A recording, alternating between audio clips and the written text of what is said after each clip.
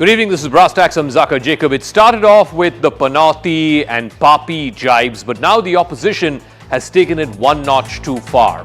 They have extended the same logic to Prime Minister Modi's maiden sortie on the indigenously developed light combat aircraft, the Tejas, which happened on Friday. TMC Member of Parliament, no less, Shantanu Sen, has said that just like we lost the World Cup final because of the Panati Prime Minister, now our Tejas pilots will also meet the same fate. Now, this is not just an absurd proposition, but it is a wholly dangerous idea.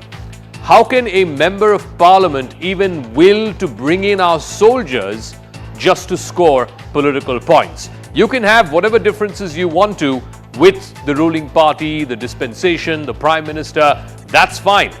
But there should be certain red lines in our political discourse, and one of that should be that our armed forces are not brought in to settle needless political scores. Has the opposition, with this Tejas jibe, gone one notch too far? That's what we'll be asking, but first, the story so far.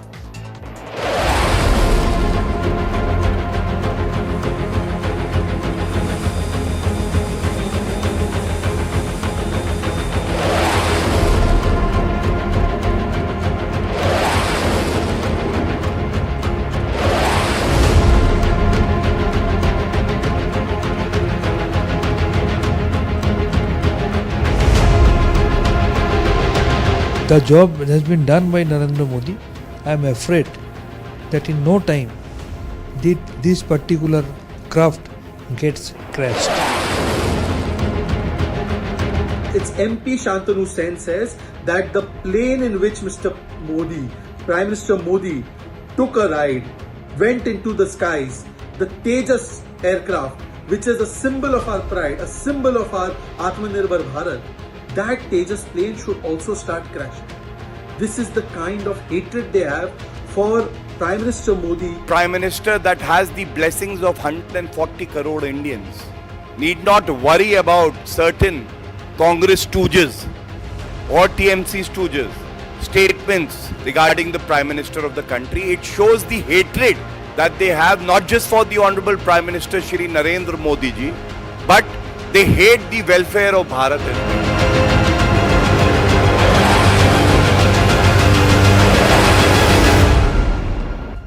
So is this a new low by the opposition? Let's bring you up to speed with the back and forth that's been going on since the Prime Minister rode that sortie on the indigenously developed light combat aircraft, the Tejas. The opposition called Mr. Modi the master of Chunavi photo ops. Their contention being that in election season, when campaign is going on, the Prime Minister choosing to make that photo op. The Tejas might crash is what the opposition said, but the BJP has hit back saying this is a exposure of the Congress's mentality, how it is ideologically and mentally bankrupt. Also, they went on to say that the Tejas might crash after Prime Minister Modi's sortie. This is what the TMC Member of Parliament, Mr. Shantanu Sen, said. The BJP has hit back at that, saying that the opposition wants casualties and they are willing to go to the extent of willing for fatalities within our armed forces, within our Indian Air Force, just because of their hatred for the Prime Minister.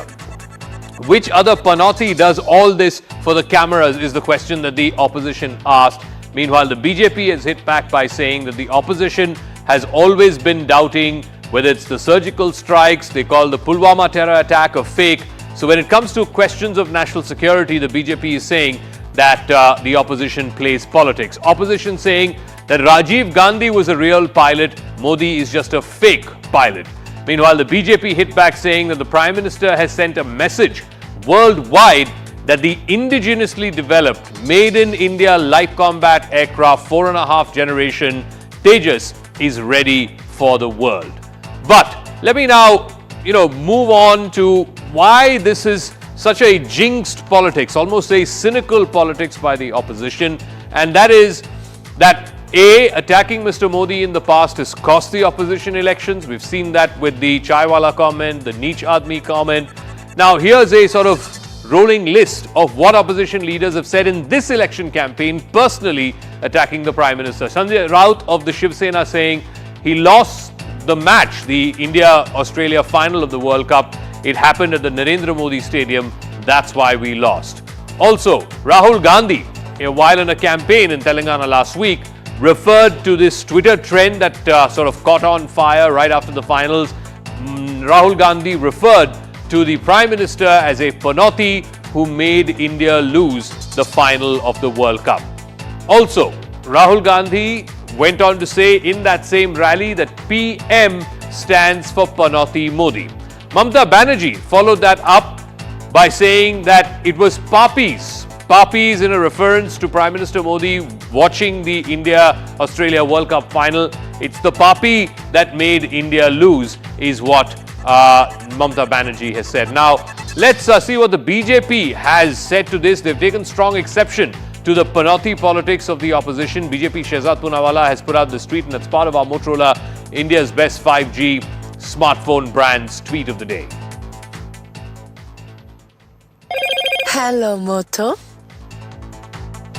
This is what Shehzad Poonawala has tweeted. TMC MP Shantanu Sen hits a new low. Wants IAF fighter jet Tejas to crash because Prime Minister Modi sat in it. After demanding proof from the Sena, now these parties want our Sena, Vayu Sena to have casualties and losses in their hatred for the Prime Minister. TMC doubted the surgical strike, the Balakot strike. They called the Pulwama terror attack a fake earlier. Is this statement endorsed by Mamata Didi, or will she sack Shantanu Sen? That's the tweet from Shehzad Poonawala. Let's get to our big debate tonight. The Tejas crash is the taunt by the opposition, even by the lowly discourse that we've seen in this election season, a fresh new low.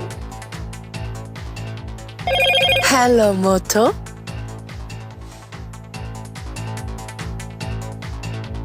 All right, on the talking point this evening, Dr. Ajay Alok is national spokesperson of the BJP, Mohan Kumar Mangalam, spokesperson of the Congress Party, Riju Datta, spokesperson of the TMC, and Abhijit Majumdar is consulting editor with the News 18 network. Let me start with you, Riju Datta, because this is something that no less than a member of parliament of your party said, that now that Mr. Modi has gone on the Tejas, we can expect the Tejas also to crash anytime soon. I mean, what sort of statement is this? To actually will the crash of a made in India fighter jet, to actually will the death of our fighter pilots. I mean, that's not politics. That needs to be called out. I'm sorry. There are certain things that you don't bring into the political discourse, as bad as it has been in this election season. Thank you, Zaka. To answer your question, I have got 2 points to make. Point number one, first of all, this statement that the Honorable MP Dr. Shantanu Sen made is a very nonsensical statement, and I, as the spokesperson of the party, is saying to all national viewers that the party do not endorse this statement, does not condone this statement, and does not stand by this statement. We are politically poles apart from BJP and ideologically as well as politically, but we do not wish ill of Mr. Narendra Modi, neither we wish ill of our armed forces or for the Tejas aircraft, which is a very expensive piece of engineering by our own nation. We are a party. So, Riju, if indeed that is the position of your party, then be seen to be taking action. Demonstrate that position by taking action against this MP of your party by suspending him or saying that, we will not allow him to articulate the position of the party. Some visible action needs to be taken against this member of parliament if the people who are watching, the public who is watching, needs to be convinced that your party is sincere in what you're saying. You are sincere in what you're saying just now. Zaka, what you said, I completely agree with you. The party is looking after this, and the High Command will take a call on this. However, we will not take a call based on what a BJP spokesperson has tweeted or what BJP is saying. We will take the call internally and we will deal with it. First of all, I have made my party stand very clear. Now, there is a second aspect to this. The second aspect to this is that when Pradhan Mantri Modi did this sortie on the Tejas aircraft, no harm in it, before people have done it, even President Patil has also done it. But the timing of it was during when 5 of our brave armed forces, our brave men have been martyred in Rajouri. There are 5 elections going in very crucial states, out of which, if I know politics, 4 of them BJP are losing. So this is nothing but a photo op to distract. See, what are we discussing now? So it is completely to distract the entire people of this nation, the entire media houses, the national media houses, from the actual issues of roti, kapda, makan and naukri. No. So that is happening in the campaign. Day in and day out, every party is raising that. BJP is responding to that. How is that issue being diverted at all? It's all there in the public domain. Nobody is stopping any opposition politician from taking those issues in the campaign, and they are taking those issues in the campaign. But anyway, let me ask Ajay Alok 1 second. I want to go to the first part of what Riju Datta said, that this is not the TMC's official position. They are even contemplating some kind of action against Dr. Shantanu Sen. Would that be the end of this chapter, Dr. Ajay Alok? Because how will you respond if the TMC is going to take action and the TMC is saying this is not our position, he had no business to be saying this, then what is your response to that? He is doing just sheer hypocrisy. TMC is doing just sheer hypocrisy. What action they are going to take against Mamata Banerjee when she said कि stadium में Bharat match इसलिए हार गया क्योंकि पापी लोग match देखने आया था. Whom she was referring to? पापी आया था, पनौती आया था, इसलिए भारत मैच हार गया. Will they take action against Mamata Banerjee? Is Riju Datta has guts to say that yes, we are going to act against Mamata Banerjee? So this is just sheer hypocrisy on your show, wasting your channel's time, nothing else. Let me tell you one thing very clearly. We are in a habit of listening such comments from our adversaries, and especially Modi ji is in a habit of listening to these comments. Since 2002, he became Chief Minister. I have just one line to say to all these things. Hatash or nirash, karke manenge ye apna vinash. And today I have requested Mansukh Mandwadia ji to increase the numbers of mental asylum in this country. Because come after May 2024, we are going to have the patients are going to increase in many folds after the results are declared in May. So this country needs more mental asylum. Because this kind of a language, it shows that you have become bankrupt, you don't have any political policy left to fight BJP or Modi ji. You are just so much anxious and so much worried and so much jealous about his image that every time it gives you a boost in your stomach. So that's not the BJP's problem. As far as Modi ji taking timing, what's there in the timing? If the Prime Minister of the country is showcasing its self-made aircraft to the world, this photo op was not meant for you or not meant for the villages. This photo op was meant for the world. Where Tejas is becoming a big market, it has got orders up to 80,000 crores. First time we are exporting defense. But you people don't think beyond a vision. Such a binary prism you have, and that too from a prism of Modi hatred, you can't see many more things. So kudos to you. Okay. Keep on doing like this. Keep on repeating like this statement. So let me ask Mohan Kumar Mangalam. Mr. Modi is not the first politician to be flying a fighter jet. We've had Abdul Kalam, when he was president, fly a fighter jet. We've had Pratibha Patil. I believe she still holds the record for being the oldest woman to fly a fighter jet. We've had, even in this government, Nirmala Sitharaman has flown a fighter jet. So the point is that, when Mr. Modi does it, somehow it becomes political, Panati jibe, Papi jibe, and then Tejas will crash jibe. But when the others do it, somehow you've never heard any of this. Why is that? So is the hatred for Mr. Modi far bigger than the efficacy of the aircraft, or what the Prime Minister flying this indigenously made in India aircraft means for making India for defense? The narrative that the BJP is living on. Please don't feed into Mr. Modi's favorite narrative of victimhood. Nobody hates Mr. Modi. This is merely a question of timing. And Pratibha Patil ji or Abdul Kalam ji in the day were presidents when they flew that aircraft, when they rode that aircraft rather, and they were not campaigning for any election. You will see time and again Mr. Modi and his ministers, whether it be Mr. Amit Shah, have broken the election commission norms. I would say norms because they're not hard and fast rules, there are loopholes in them, where you're not supposed to campaign or talk or send any message to the electorate after the last day of campaign. The No, no. reason Please, Mr. Modi chose. Mohan, Let me please finish. explain to me. No, no. Please I'm explain trying to to me. explain to you if you let me finish, Doctor. What has he violated? How is this campaigning? Please explain I that. said norms. Yes, let me explain to you.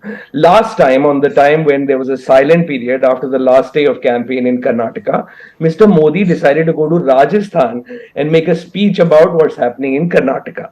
This time, he's gone to Karnataka and basically ridden a jet during the time that Rajasthan is going to polls. Rajasthan is a state that has sent about a lakh plus people to the three armed forces. He's clearly sending a signal to the electorate at the same time. There is no coincidence in the timing here. The Tejas has been around for ages. The first time the Tejas was introduced in 2001, and we've been building on that Tejas platform, which was built by the ADA, the HAL, the NAL, about 4 or 5 agencies together, designed by the DRDO over the last several decades. This didn't pop up in a day. And Mr. Modi didn't suddenly decide to But go and Mohan, take a Tejas is ride it your during this contention time. that Mr. Modi, as far as I know, he did not speak a word either prior to the flight or after landing? He doesn't need to speak a word. His Images, without him are having the to speak message. a single word, His you are saying images are the message, Zaka. is campaigning for a state which is far, far away. Yes, in today's time of broadcast media, do you think that the people in Rajasthan are not watching these images? Please, let's not be naive about this. Okay. And like I said, they are habitual think that offenders when it after comes to watching this. these images, They people's vote will violate the change? silent period. Please do not talk over me. I chose to listen to what you had to say. And please do not confound the Congress's stand with other parties' stand and say that the entire alliance is calling him papi or using other forms of derogatory language. I'm very happy that my colleague in Trinamool Congress has chosen to condemn the language used by his member of parliament. Okay. So that's as far as that is concerned. And I'll give you another thing. There was a martyred Jawan captain, MP Prajal, whose body was brought the same day to Bangalore that Mr. Modi was in Bangalore. The Chief Minister of Karnataka, Mr. Siddharamaiah, went to receive the body along with a lot of senior leaders. We talk about Mr. Modi's pride in the army, Mr. Modi's respect for the army. What I want to know is why didn't Mr. Modi go there? Why did he choose instead to take a sortie? Okay. Because there were elections in Karnataka. So, Mr. Modi's missions are always timed and around elections. They are geared towards respond to both the points of contention by the Congress spokesperson. One, that it was timed to the day of election in Rajasthan, and therefore he was utilizing the silent period to campaign. And he says in this day and age, you don't need to speak. Images speak louder than 1,000 words. And the second point about what the opposition seems to have taken grave offense to is that on the same day, at around the same time that the Prime Minister was flying this sortie on the Tejas, one of the murdered captains who died fighting terrorists in Jammu, his body was being brought to that same city. Why didn't the Prime Minister care to go to that captain's family and console them, and instead chose this photo op, as the opposition calls it? I think, Zaka, the greater point is that Mr. Modi is completely within his right, and he's showcase Tejas as an aircraft, and it is his job as a prime minister. And even if you look at from the political point of view, if in his government, under his watch, good things have happened. It is, what is wrong in showcasing that? I mean, the Gandhi family has taken Indian Defence Navy assets for vacation. I mean, in 1987, Rajiv Gandhi took it. Nehru took it in 1950. Then even when Edwina Mountbatten's ashes were strewn in the sea, Indian ship was accompanied that. So I don't see anything wrong in Mr. Modi showcasing Tejas. But there are 3 points I want to make. But before that, let me say that it's really nice of Riju Datta and his party to accept that Shantanu Sen has done something really despicable. I mean, nobody can defend it. I mean, whether it's for optics or not, for a political party to own up is commendable.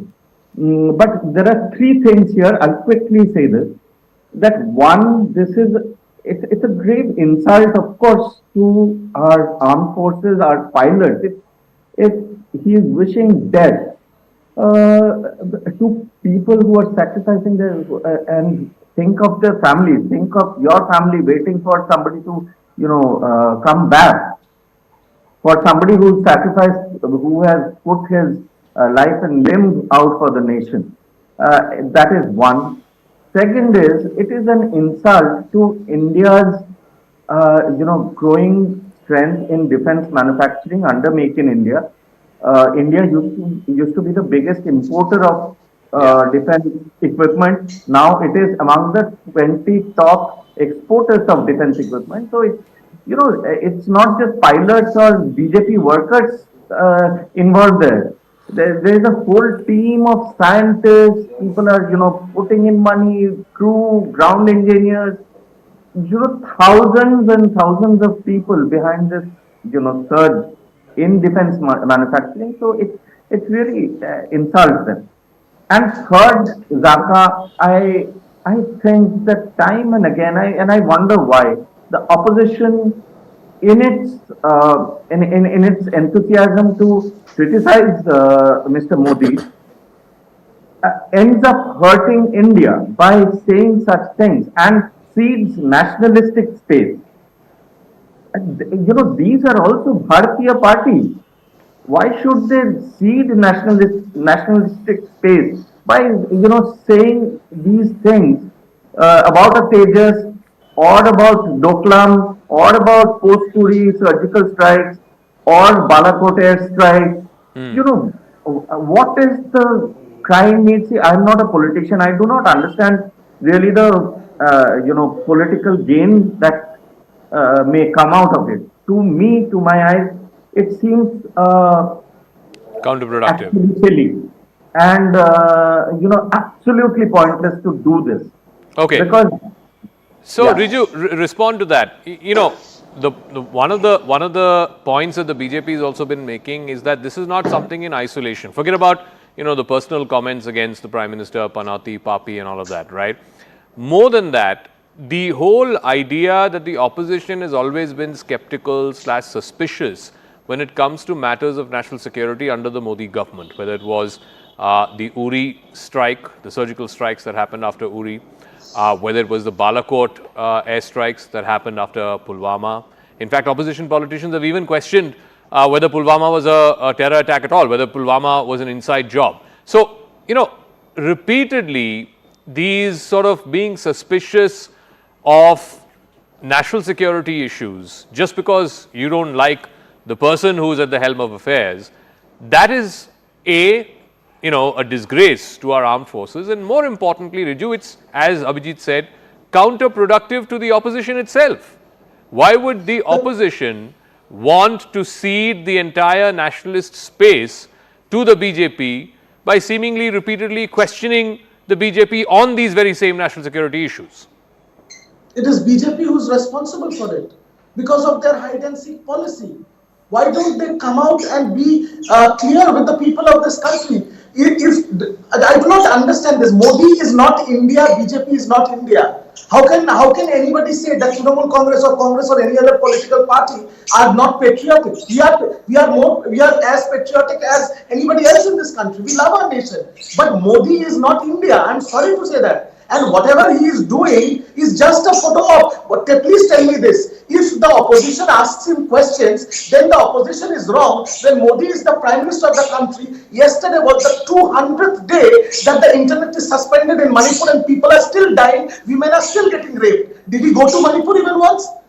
You see, you have to understand, it is about the BJP. The World Cup, Ajay ji said, Mamta Banerjee made a comment.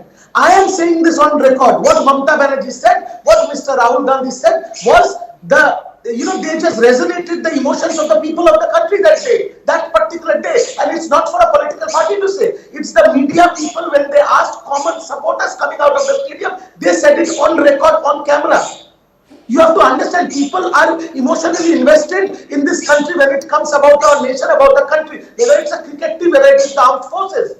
We want the ruling government, the Prime Minister, to be transparent about it. After the Pulwama thing happened, when our Jawans lost their life, Who used it for political mileage? Who was the beneficiary of the biggest political mileage that they got out of a horrific incident where our Jawans lost their life and one of the biggest breach in national security? Who got the gains? See, these are the questions that need to be answered. Okay. Modi naam jatne se kuch nahi hone wala hai. Ajay Alok, what Riju is asking is, Prime Minister goes to Bangalore, to HAL factory, does the sortie on Tejas, they're calling it a photo op, but Prime Minister does not have the time to go to Manipur. It's been 200 days since Manipur is burning, but he doesn't go to Manipur. The question that they're asking is, when it is politically expedient, the BJP is happy to hop onto it, but when it is politically inconvenient, then no one really sheds a tear. Well, they are just free to of their opinion that what Prime Minister does and what he doesn't. And they are no one to pass a judgment or to order a Prime Minister to do this or do that. First of them, Viju says that people are emotionally invested. Yes, that's what you fail to understand, my dear friend. That people in this country are emotionally invested in Prime Minister Modi. The BJP cadre is a different story, Prime Minister Modi is a different story. These two add together and 1 + 1 becomes 11. That you don't understand. And you keep on abusing the Prime Minister. What double standards you are talking about right now? Right now you said that what Mamta said and what others said. I am not going to say that because people are invested. Is this a logic? Is this a logic behind calling somebody names? And that too by a chief minister. And you expect high moral standards from our side. That's great of you. Secondly, my friend from Congress said, Raja, Zaka, that elections are going on and Rajasthan has more than 1 lakh people from the armed forces. By looking at these pictures, he has tried to influence. By flying a sortie, can a Prime Minister get votes in the country? This is the news. If this is the case, why Prime Minister does so much of work? Why is he doing so much of rallies everywhere? He should have flown a sortie every day. He would have got the votes. Can you just imagine the kind of remarks I am getting? Instead of apologizing for things and just improving the level of political discourse, they are just not ready to listen there. Rather, they are more interested in finding flaws within the Prime Minister, which absolutely they cannot do. Because again, I am saying, people of this country are emotionally invested in Modi. And if you touch them, you bear the fruits. We are not going to help you. So, and these things does hurt. And Prime Minister never replies. Remember this. Mohan Kumar Mangalam, one second. You can look back at all the various comments that have been personally directed at Mr. Modi by various Congress or other opposition leaders, from Maut Ka Saudagar to Chaiwala to Neech Admi, all of that. Every time a personal comment has been made against Mr. Modi and an election was around the corner, it has ended up benefiting the BJP and Mr. Modi. Whether it was Gujarat in 2007, whether it was 2014 general election, I think the Neech comment was also around the 2017 election. So my point is that this is not, as Abhijit said, it is not only politically counterintuitive, but it is also unproductive for the opposition to be attacking Mr. Modi personally. So let me just say that in this election, you won't see any of that sort of impact, no matter how hard Mr. Modi tries and his tribe tries to make that so. Second, I'm getting a little tired of the media playing into the narrative that Mr. Modi is this victim, when the language that he's been using and his party has been using for Rahul Gandhi, Mr. Nehru, Mrs. Sonia Gandhi, Mrs. Indira Gandhi for the longest time has been nothing short of deplorable. Their ministers would openly call Mr. Rahul Gandhi Pappu. Mr. Modi just a few days ago in Rajasthan election said that he should hang the Congress. He has called Mrs. Gandhi a Jersey cow and Mr. Rahul Gandhi a hybrid calf. He actually went as so far as to say, to sort of allege in a very underhanded and demeaning sort of way, why the Gandhi family hasn't taken the Nehru name, when it's pretty obvious to everybody how our last names come. Now, Mr. Modi, the kind of language he uses, he is the first person to lower the discourse. He is not India by far. He has lowered the stature of his own office by being more a campaigner in chief than a prime minister. And the language he uses in these campaigns is nothing short of disgusting. So please, let's not play into Mr. Modi as would like to do, or his patrons would like to do, as some poor little victim of the opposition. Okay. Mr. Modi holds all the power in this country. If there's anybody who you should be asking questions to day in and day out, it is him and the cabinet as to what they're doing and where they're heading with this country. Hardly making this a topic and painting Mr. Modi as a victim. No, no. Well, once again, the reason why this became a topic is because an opposition MP chose, in the most crass and I would say derogatory way, to refer to score a political point. No, once again, to score a political point by dragging in the armed forces and an indigenously developed fighter aircraft. Let me ask you. If Dr. Sen did not do this, then we would not have the need to debate this on prime time, right? Zaka, why is Sadhvi Pragya still in parliament? For someone to say that the person who killed the father of our nation is a patriot, is it enough for dear Mr. Modi to come out and say, I will never forgive her? No. What is going on in this country? Are you saying, Mohan, are you saying we've not done debates on Sadhvi Pragya? No. We did umpteen debates in the run-up to the Lok Sabha election. Zaka, I am pointing to the BJP spokesperson's ask that this person should be expelled, or you saying some strong action should be taken. Yes. If anybody, any parliamentarian, there should be action against. First, it should be Sadhvi Pragya, and then come around to everybody. Ajay Alok, in the because final nothing word can be more deplorable Abhijit, than what she said. Ajay Alok and then Abhijit Majumdar. Yeah. Ajay Alok. They are asking for action taken. Now, what action should be taken against a person who just insults the Prime Minister of the country by tearing up ordinance? What action should be taken? Shouldn't he be suspended by the party? Shouldn't he be thrown out of the parliament? Because he has done a disrespect to the nation and the parliament directly. You're Rahul Gandhi. Then your tantrums goes away because he's Rahul Gandhi. He comes with a sense of propriety. No, I didn't. So he cannot be questioned and he cannot be answered. Disingenuous. Now, as far as calling Rahul Gandhi Pappu, please don't speak in between. As far as calling Rahul Gandhi, please don't talk about Pappu. If you start saying Pappu, in the parliament, on the floor of the house. कि मैं जानता हूँ आप लोग मुझे पप्पू बुलाते हो. He himself said that आप मुझे पप्पू बुलाते मैं जानता हूँ. So you keep on doing all these kind of mistakes, my dear friend. I don't have any problem. You keep on calling names to Prime Minister. Keep on wishing is dead. Modi तेरी कब्र खुदेगी. Modi तेरी कब्र खुदेगी. वो दिख रहा है कि कब्र खुदेगी. You please carry on with your work. Calling the Gandhi family names. No, keep on with your good job. Keep on with your good job. Let Rahul Gandhi do all these things. People of this country have answered you in the past. One second, because if both of you are talking at the same time, we can't hear either of you. And it's not beneficial for our viewers. But so let me give Abhijit the final word. Look, I'm not saying that our political discourse should be higher, and that people should not take a pot shot at each other. That's fine. That happens in politics everywhere.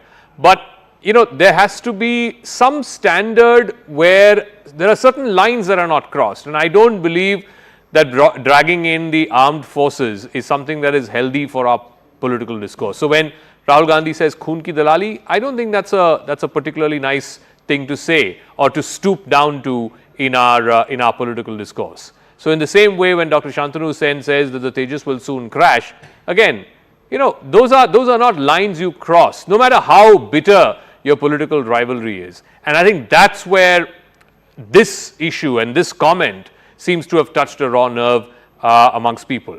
It's not so much, that the Prime Minister was attacked or that this was a personal pot shot against the Prime Minister. It is that certain red lines which we have always accepted in our public life, that seems to have been breached. That is what people have taken grave offense to. Abhijit. No, Jaka, Riju said that Modi and BJP reaped this thing of the Pulwama attack. It is not what that they gained from Pulwama attack, but what Modi did after the attack, which was okaying the strike, Balakot strike. That is one. And who's getting the optics wrong is evident from last 10 years election results and how the public sees parties in this. So the last thing we should understand is that there ought to be some thick red lines which cannot be crossed, and that there people should be able to, at least people who are in public life or in parties who are politicians, they should not cross that thick line between attacking a rival and actually insulting people who defend this nation without any political allegiance. That is something that we should not cross. Okay. That when you just think of that, whether I am hurting the nation or the people who protect this nation, by saying something, that itself is a pretty good litmus test to decide what you say and what you don't. Okay. And this applies to all parties, not just I agree with you. Congress or whatever, also to BJP. Yeah, I leave it at that. Thank you very much to all our guests. Like I said, no one is pretending to be holier than thou here. Every political party, every politician at some point of time or the other has taken a personal pot shot. The discourse has been lowered. But like I said, there has to be a floor. Below this, we cannot allow our public discourse to sink. There have to be certain red lines. And in this case, what offended people about Dr. Shantanu Sen's comment was that red line had been breached. This almost sacred sort of red line that we have, or box that we draw, that there are certain things that should not be dragged in the dirty mud of politics, that Dr. Sen's comment seemed to sort of breach in. And I think that's where people have taken grave offense to. We're going to take a quick break. When we come back, it's a deep dive in the hostage-prisoner swap that's happening between Israel and Hamas. More than 50 Israeli and foreign nationals who were held hostage by Hamas have been released. It's a delicate peace that has prevailed for the last 3 days. There's one more day today, a fourth day. But what are the chances that this might be extended for a few more days? Israel has put an open offer of 1 extra day of peace for every 10 hostages released. Will Hamas take up that offer? That's coming up right on the other side. Hello, Moto.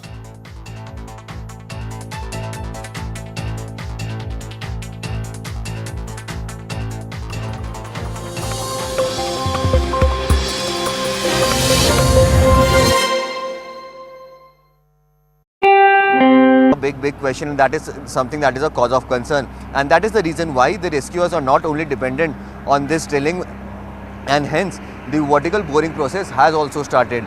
In fact, an 8-inch lifeline pipe is being drilled through at this point in time as we speak, from atop this mountain that you see in your screens right now. An 8-inch vertical lifeline pipe is being drilled through, and also a 1.2 meter, approximately 3.5 feet diameter pipe is also being drilled through vertically. The work on that is going on at a great speed. The engineers who are carrying out this operation are very confident, because they know that they have the requisite machinery to drill through this terrain, whereas the machinery that was required to drill through an unknown territory, that was a debris, that was a big cause of concern. So they are very confident that over the next 72 to 76 hours, this entire operation of vertical drilling will happen. But yes, still the quickest way through which the rescuers can reach at the exact location where these workers are stuck is through the manual drilling process, and we are expecting, yet again, fingers crossed and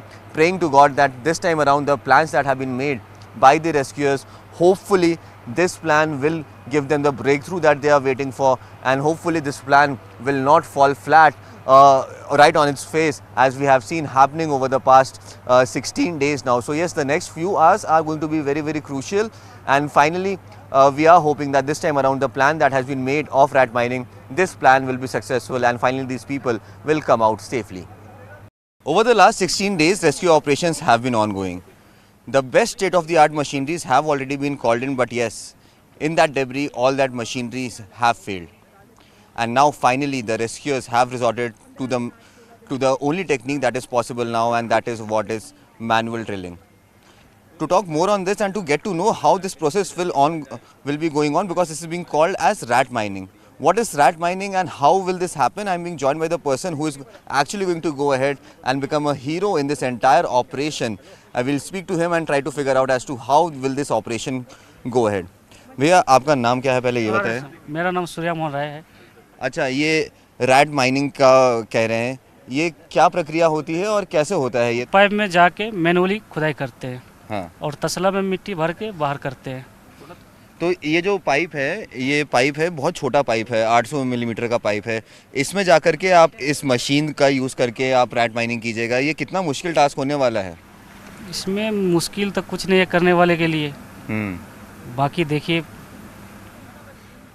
हौसला तो आपका बिल्कुल बुलंद है, लेकिन ये कैसे प्रक्रिया होती है, एक बार थोड़ा समझाएंगे इससे क्या प्रक्रिया होती है? हम लोग जैसे खुला मिट्टी हो, ज़्यादा खुला, जैसे हार्ड मिट्टी आएगी तो उसमें हम हिल्टी यूज करेंगे, नहीं तो हम मैनुअली कस्सी से तसला भर के निकालेंगे मलबा। ये पत्थर और ये सब हटाने के लिए, मलबा हटाने के काम आएगा, लेकिन अगर बीच में कुछ लोहा आ गया, कुछ और आ गया, तो उसके लिए भी ये सफल रहेगा या उसके लिए कुछ और प्रक्रिया लगेगी? उसके लिए गैस कटर है हमारे पास, जो हमारे वेल्डर भी हैं यहाँ पे, फिटर भी हैं, वो कटिंग करके निकालेंगे, फिर हम आगे बढ़ते रहेंगे। तो क्या उम्मीदें हैं? आप देखिए 41 लोग फंसे हुए हैं, उनके परिवार वाले भी देख रहे होंगे, तो उनको कैसे आप क्या बोलना चाहेंगे उनको और कैसे उनको मोटिवेट करना चाहेंगे? हम लोग एक्चुअली कोशिश कर रहे हैं, निकाल देंगे, इतना एक्सपीरियंस है हम लोग को। हाँ। इससे पहले आप कहाँ थे, कहाँ से आए हैं आप? एक्चुअली मैं तो दिल्ली से आया हूँ। हाँ। काफ़ी जगहों पे काम कर चुका हूँ। हाँ. So yes, this is the last hope that the people who are stuck inside the tunnel for the last 41 days, now finally these rat miners will go inside and make sure manually that each and every person who is stuck inside, that they will come out, and also the kind of debris that is present, that debris will be taken out now manually. What remains to be seen, if at all this plan will be successful, because over the last 16 days we have seen that several of the plans that have been made by the rescuers, that has absolutely fallen flat on its face, be it the state-of-the-art machineries that have been used. Now finally we have come back to the basics, and finally people will go in and physically take out the debris. Hopefully this time around this plan will be successful, and finally we'll get to see those visuals where these people are finally coming out of the tunnel safely. Few workers had reported of some uneasiness, but yes, they have been given the requisite medicines, is what the rescuers are claiming at this point in time, since we haven't been able to make any sort of contact with the workers. But yes, what the rescuers are saying at this point in time, what they are claiming at this point in time, is that all of them are absolutely safe, their mental health is good.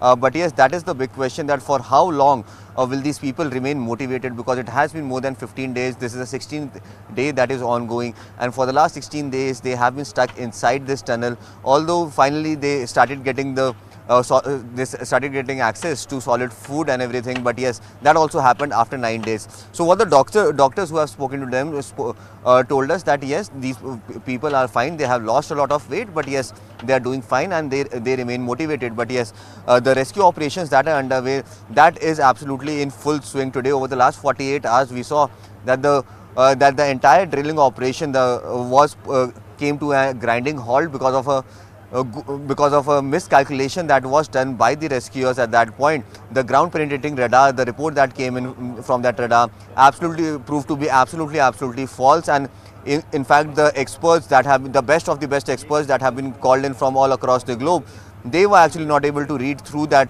ground penetrating radar reports that had come in. And that is the reason why over the last more than 48 hours, the entire operation came to a grinding halt, where the auger machine was stuck inside the pipe for more than 48 hours. And that is the reason why the processes of what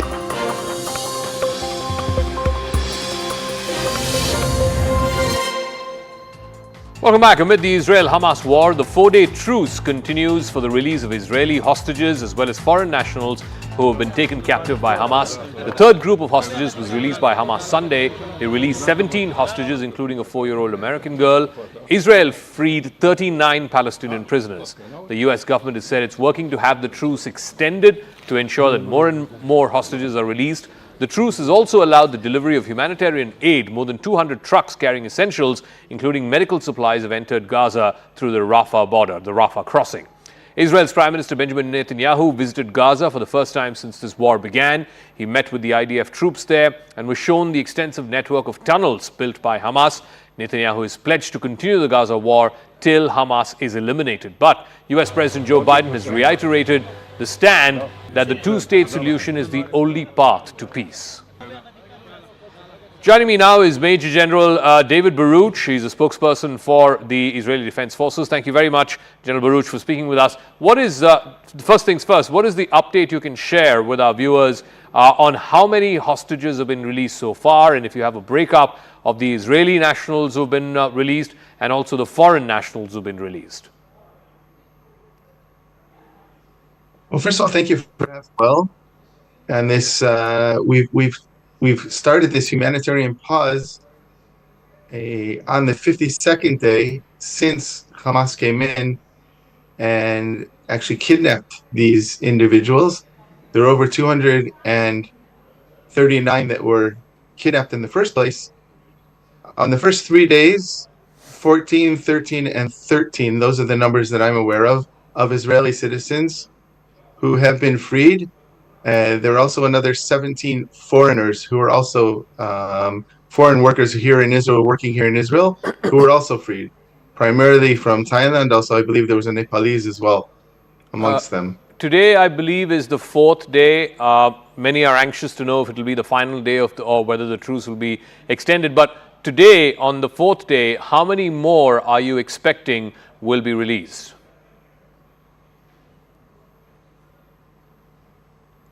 According to the framework, they're talking up to 50. So altogether, I think that leaves another 13, 14, I believe another 11, 10 or 11 that are supposed to be returned as well. Hopefully that'll happen. But let's bear in mind, we don't know exactly. There's a lot of psychological games going on right now. Hamas is trying to hold us to all sorts of games that they're playing with us. So we're not really sure yet what is going to be happening. One of the concerns, one of the questions that's top of everyone's mind, including the families of these hostages who are yet to be released, is whether there will be an extension of this 4-day truce. Hamas, I believe, has put out a statement Sunday expressing an interest in extending this truce. I believe the Israeli Prime Minister's office has also welcomed it. What can you tell us about that? Will this 4-day truce, this temporary pause, possibly be extended by a few more days? It's part of the framework that's being organized with foreign partners in this activity, such as Qatar, Egypt, and the United States, but primarily the Qatarim. The Qatar government is trying to move this framework forward. Extensions are part of this framework. We in the military are prepared to go along with whatever our political directives we get. There are some folks who are expressing concern about the pause getting extended beyond 4 days. They say that the longer this pause, then more the chances that Hamas has the ability to regroup, to recover, and to possibly strike back again at Israel. What would you say to that? We in the military have two specific goals. One is to bring back those Israelis who have been kidnapped over to Gaza by Hamas. And two is our other primary goal is to totally dismantle and create a situation where Hamas no longer has the ability to carry out the tragic events that took place on the 7th of October. The two of these we see going hand in hand. So if the political leadership decides to continue with this framework, which has already been agreed upon between us and the government, then we're prepared that it goes together with our primary goal of bringing home the hostages that have been kidnapped. Now, we need to remember that there are over 150 other Israelis still being held. And that is our job. It's our moral obligation to bring them home too. But Major Baruch, therein lies a contradiction, doesn't it? On the one hand, you are saying that it is one of your primary objectives to get back everyone who's been kidnapped by Hamas, and yet at the same time, that is also a deterrent factor in carrying out your second objective, which is the complete destruction of Hamas. The longer those hostages are in Hamas custody, the more reined in Israel will have to be. Once again, we have our primary goal, two goals: bringing back those civilians that have been kidnapped and also some of the soldiers that have been kidnapped. And we also have a goal of totally destroying Hamas. Now, whether that takes 1 week, 2 months, or whatever, our political leadership and our military leadership has that we're in this for the long run. We're going to take care of that. And we're prepared, if we need to do that. That being said, we know that we're taking a risk here in letting them rebuild. However, it's calculated, and we know what we're doing. We have plans. We're taking advantage of this period as well as to rest up, redefine our tactical goals that we need to do in order to take the strategic goal of bringing back these civilians and also destroying Hamas's capabilities. So All right, we know what we're David doing. Baruch, We have we'll a leave it at plan, that. and we're going to be working. Thank you for joining us, and we'll be in touch with you and the IDF as you progress through your operation in Gaza. Up next, we're going to decode this 4-day truce, because right now there is a delicate peace. Like I said, it's a temporary pause in the hostilities, a temporary truce in the fighting between Israel and Hamas. It's taken weeks of diplomacy to get here, but make no mistake about this, the Netanyahu government is facing immense pressure from the families of these hostages. They are saying that even if it means a scaling back of this war, the priority should be to get every single hostage out, Israeli or foreign national, who is still in Hamas captivity. I try and decode what are the options available before the Netanyahu government and this very real fear amongst strategic experts in Israel that if this pause of 4 days were to extend for another 4, another week, another 10 days, then that would be an opportunity for Hamas to regroup, to recover, and to strike back at Israel. So this is a long-form decode. I'll see you again tomorrow night, same time.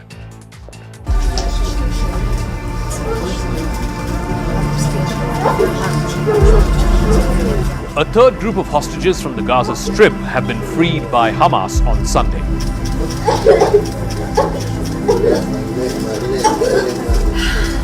This includes a 4-year-old American girl whose parents were killed in the Hamas terror attack on Israel. After the third release on Sunday, more than 50 hostages have been released, and that raises the prospect that more captives could be set free amidst a fragile ceasefire. The 17 hostages released by Hamas on Sunday were seized when the terrorists raided Israel on the 7th of October. Among those released were 3 Thai nationals, 1 Russian, and the little American girl Abigail Edan. She's a dual American-Israeli citizen who was kidnapped from a kibbutz in the south. She marked her 4th birthday in captivity in Gaza on Friday.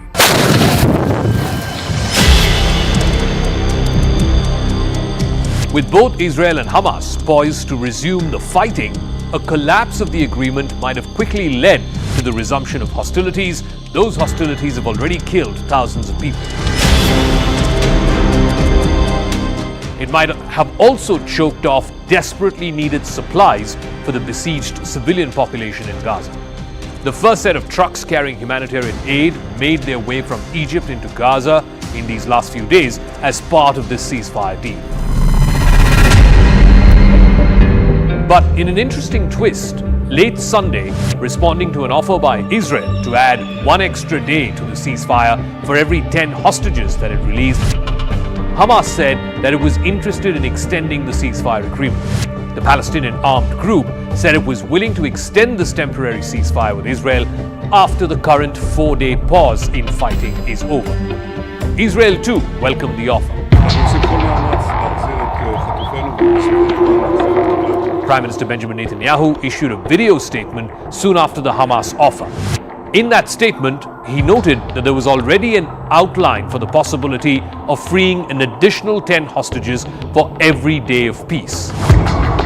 He also added that he welcomed an extension in this pause in hostility. In addition to the pause in the fighting, the deal, which was negotiated over the last many weeks by the United States, Qatar, and Egypt, included humanitarian aid for Gaza. There had been speculation over how smoothly the exchange of prisoners would proceed on Sunday after Hamas threatened to postpone the second round of hostages for prisoners trade. Hamas had claimed that Israel had reneged on parts of the agreement relating to humanitarian aid, but after many hours of delay on Saturday and on Sunday, the exchange went ahead late Sunday evening. President Joe Biden of the United States has said that the chances are very real that the pause could open the door to a longer ceasefire. Qatar's Prime Minister Sheikh Mohammed bin Abdul Rahman Al Thani, whose country played a crucial role in these negotiations, told the Financial Times that the truce could be extended if Hamas was able to use this pause to try and locate additional hostages. Some of these hostages have been held by other armed groups, not necessarily Hamas. He said that more than 40 women and children were believed to be held captive in Gaza, not by Hamas, but by other jihadi groups. More than 240 hostages, a large number of them Israeli citizens, but also a significant number of foreigners, are said to be in custody in Gaza. Rough estimates also suggest there are around 8,000 Palestinians who are currently in Israeli jails. Israel released the latest batch of 39 prisoners as part of this exchange deal. Meanwhile, Prime Minister Benjamin Netanyahu visited the country's troops in the Gaza Strip Sunday, 3 days into the pause in fighting. He vowed that Israel is going to continue until the end, until victory is achieved. It was not immediately clear exactly when or where Netanyahu conducted this visit. Information about that trip was withheld by the Israeli government until he left the Gaza Strip because of security reasons. It is likely that he traveled to the northern part of Gaza, where the Israeli military has established control. The trip was Netanyahu's first to Gaza since the Israeli ground invasion began more than a month and a half ago. He also became the first Israeli Prime Minister to go to Gaza in more than 20 years. Those who traveled with him included his national security advisor, his military secretary, and the Israeli military deputy chief of staff.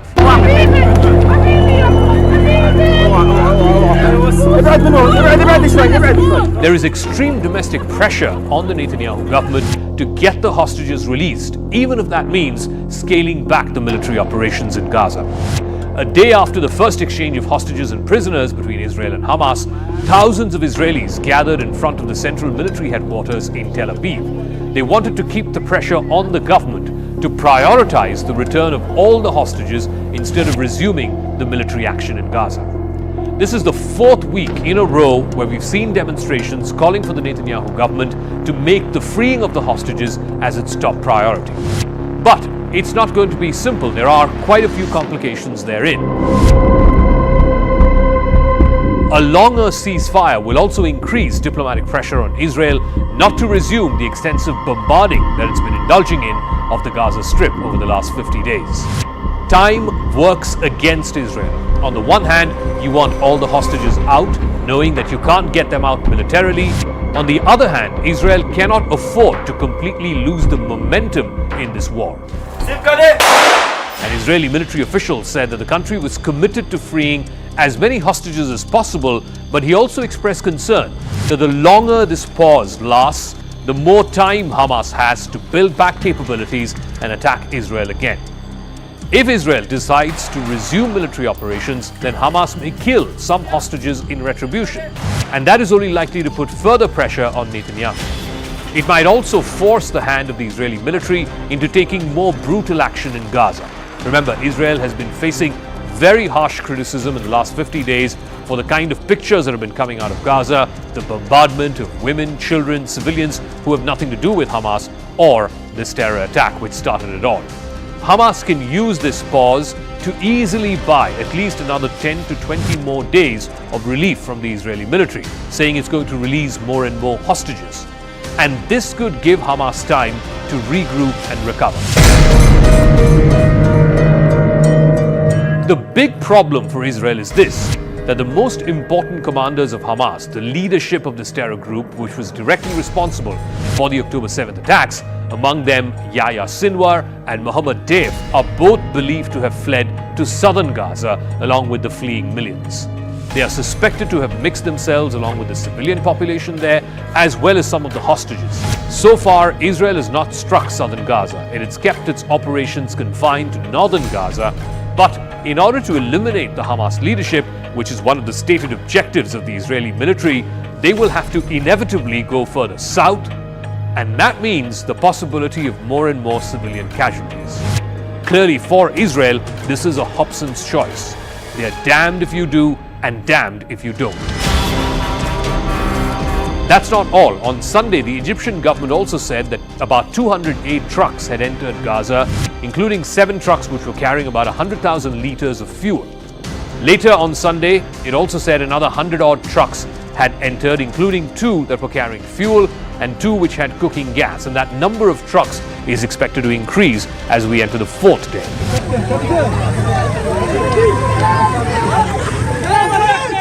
Hamas and its allies have seized an estimated 240 hostages when they attacked southern Israel last month. The attacks, which were the worst on Israeli soil since at least the end of the Arab-Israeli War in the late 60s and the Yom Kippur War in the mid-70s, have killed over 1,000 Israelis, most of them civilians.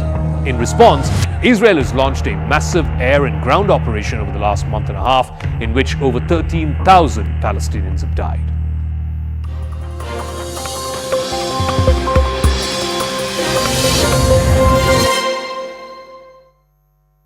Co-presented by. Was also started. I'll just try and move out of the frame and try and show you in the visuals over here. Finally, the auger machine has come out from the pipe. It took the rescuers 48 hours to rescue the auger machine, and in the next few.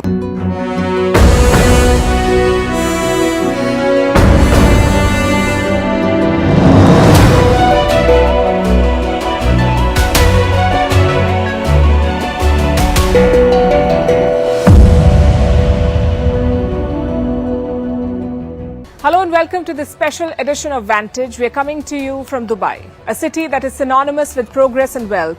But many decades ago, that was not the case. The fate of this city and this country changed in